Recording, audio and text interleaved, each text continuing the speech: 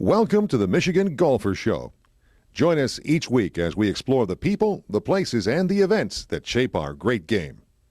Hi, this is Art McCaffrey, the Michigan Golfer, and we have with us today Stu Healey, who is from Handicomp and has been part of the Michigan golf history here for the last him and his family for the last couple of decades. So, Stu, we'd like to ask everybody how things go the last couple of years. Thanks, Art. Pretty well, actually. Certainly 2020 was a bit of a challenge, but last year things turned around and the market picked up. Obviously, golf was something to do, and people engaged it as often as they could, and which turned out to be a great thing. Just for all of you, a little background, Handicomp again. Yes, 54 years, started in 1968. Our competencies, essentially what we offer as far as services, web-based, mobile-based apps, but that focus on golf league management, golf handicapping, golf tournaments, some registration stuff.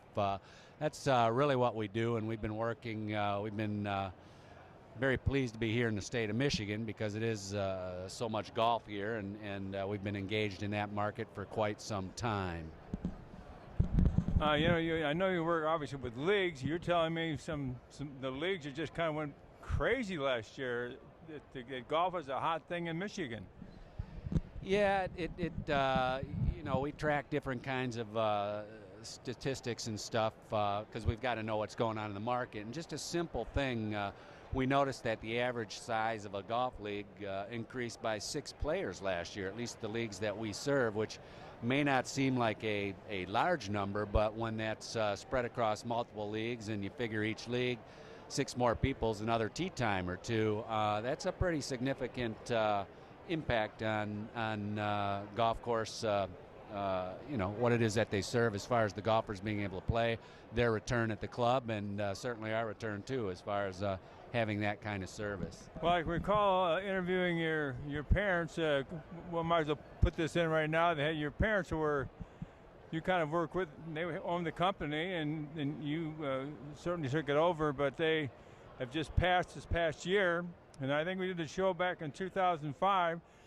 They had an amazing feat, kind of like something you'd see on Wild World of Sports. It's just an amazing trek they did with golf. So why don't you explain that to the viewers, because I know, again, once another they passed, but they did an amazing thing on playing golf in every state and every province. Mind-boggling. This was 2005. My parents, Jim Healey, passed last June. He was 90 years old, and my mom, 88, followed him in November, and fortunately both passed peacefully, we miss them, but I want to say thank you to the industry for them because they started the business Handicomp in 1968 and were involved. That's not just years, that's decades and stuff, and it's a long time. And when they were in their early 70s back in 2005, this is part of my dad's personality. He's kind of driven guy, and convinced my mom to play 18 holes of golf in every state in the United States and every province in Canada, as well as D.C., which I think adds up to 62 or 63, and do it in consecutive days. And they did that, and which was quite amazing. We tracked that on websites. They were interviewed across the country, tried to set a Guinness Book of World Records kind of thing and stuff, and we think they got it, but don't know for sure. I've never heard of anybody else doing that like what they did, and it was quite a story. And actually, their website is still live, Amathon. They called it the Canadian American Marathon, basically, so truncated, Amathon.com if you want to check it out. But yeah, they're going to be missed. Very good people. Lucky as heck to have parents like them. And I guess I would just say thank you to Michigan Golf, and thanks, Art, for asking. Good afternoon. We are here with Jim and Pat Healey, who have done a remarkable thing called the Amathon. Is that right? And I'm going to let you explain a little bit about what the Amathon is, because I think it's probably unique in the annals of golf, or maybe even any other sport. Let's start with you, Pat. Okay, the Amathon is it's Canada, America and the District of Columbia, and we put them together and got up Can Amathon. And essentially what you did was play golf in all the states, all the provinces, the District of Columbia, and you did it in how many days? 61, and we played 18-hole rounds every day for 61 days. I can't imagine. Now, Jim, first of all, how did you come up with an idea not only to play golf in all those places, but to play them on consecutive days? Well, we come up with the idea. I was having trouble sleeping one night, and I started counting the golf courses I'd played in my lifetime. And it turns out I'd played in like 28 states, and come up with the idea, well, why not play in all the states? And then it entered my mind, since my dad's Canadian, let's play in all the 10 Canadian provinces. And we threw Washington, D.C. in just to add it, make it 61. That's 50 states, 10 provinces, and Washington, D.C. And we decided to play them in 61 days if we could do it. And how did you figure the logistics to get from one state to the next and still have time to play golf 18 holes, one round in that same day? Well, we first of all, we drew a picture on the map of North America. We drew a line across the lower 48, and then we put a dot on the map where we had to play to get the different states in. So we just that's the way it worked, and it turns out we had to average about 230 miles a day driving to get our rounds in. And of course we flew to Alaska, and we flew to Hawaii, but the rest of it was driving all the way. Now, not only that, you had to figure out which course you were going to play. How did you make the arrangements for that, and how did you pick the courses, Pat? Well, once we had our route mapped out, we used the web, and we used the golf cart in several different places, and we found golf courses that were near where we were going to be going through, and we didn't go to the middle of any state. We went to the corners and just to cut our driving time, and we found all of our courses that way. Well, now, how about the golf? Was the golf fun and relaxing by the time you actually got there? Well, the golf was actually the easiest part of our trip.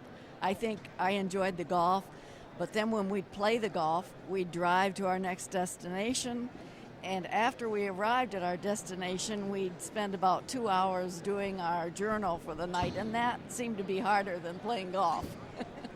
So the journal itself must have been a part of what helps you remember the courses. Jim, can you remember one of the courses that truly sticks out in your mind? Well, we played several. We played a lot of nice courses. We've been asked this before in interviews, and we were always a little bit reluctant to respond because everybody was so nice to us. But we played some really nice country clubs. The one in New Jersey, Fiddler's Elbow. We played Bethesda Country Club in Maryland, Pearl Country Club in Hawaii. It looked right out over Pearl Harbor, and in the Arizona Memorial, just a beautiful place. What was it like playing in Alaska, Pat? You would think it would be cold, but it was 85 degrees, very warm, and of course the scenery was gorgeous, and trees. It was just a beautiful golf course, but we were all prepared to wear our jackets and windbreakers and everything else, but it was very warm. Did you get kind of a range of weather over the 3 months that you were doing this, or closer to 2, I guess? Our coldest day was in Ponca City, Oklahoma, and we had, can you believe that? No. we got out about to play the first hole, and the wind was whipping around. I said to Jim, we've got to go for our little kit that we have in the car, which is a survival kit. I got the windbreakers and the muffs, ear muffs and gloves, and we played with that on. Oklahoma, who knew? Yeah. Now, Jim, what was the hottest place you remember playing? The thing that almost did us in was the heat. We had heat from the time we got back to Ohio all the way to the East Coast, through Canada, up in Newfoundland, Nova Scotia, down, and I think the hottest day was in New Jersey. That had to be 98 degrees that day. Ooh, that's a hot day to play golf. That was very hot. You've done this remarkable Can Amathon. What do you do next? How do you plan your next summer when you've already gone through this remarkable journey? Well, I guess I'll wait until Jim has another sleepless night, and we'll see what he comes up with. Just to add to that, we were sitting on the very last hole at Pearl Country Club, and we just couldn't tee off because there was nobody behind us. So we just sat there and waited maybe 15, 20 minutes, a half an hour. I said, man, this is it. This is over 1,098th hole, and what are we going to do now the rest of our life? So we dragged our feet down the whole 400 yards of that hole, but we finally did finish it. And but that was just how we felt about it. So we're through with it. What are we going to do now? What did you see in your travels that surprised you with all the driving? Pat, we'll start with you. Well, some of the things we saw when we played Washington, D.C., in the middle of a big place like Washington, D.C., the golf course was full of deer. They said they had, 5,000 deer there, and this was amazing. I wouldn't expect that either. Actually, Rock Creek Park in Washington, D.C. is a big park, and the golf course is just part of it. And it's a wildlife place, so they said about 5,000 deer in Rock Creek Park. In Newfoundland, we found that the rocks were all over the golf course, and they used the big boulders for the markers, for the hole markers, and that was really interesting. Would you advise anybody else to try to do the same feat? Well, sure, why not? It's got to be blind lucky because we never had a rain out. We played in the rain twice in Nova Scotia, and that was the tail end of the Hurricane Katrina. And it was a drizzle, it wasn't a hard rain, and we played in the rain in Wisconsin, just about for 15 or 16 holes. That was another drizzle. That was the only rain we had the whole trip, period. 61 days without rain, unbelievable. You got to be lucky, and we were lucky. I really do appreciate you talking with us. Thank you very much. Thank you. Well, thank you. I appreciate the time. Again, very much just want to thank the industry for supporting Handicomp and look forward to serving you for many, many years and decades to come.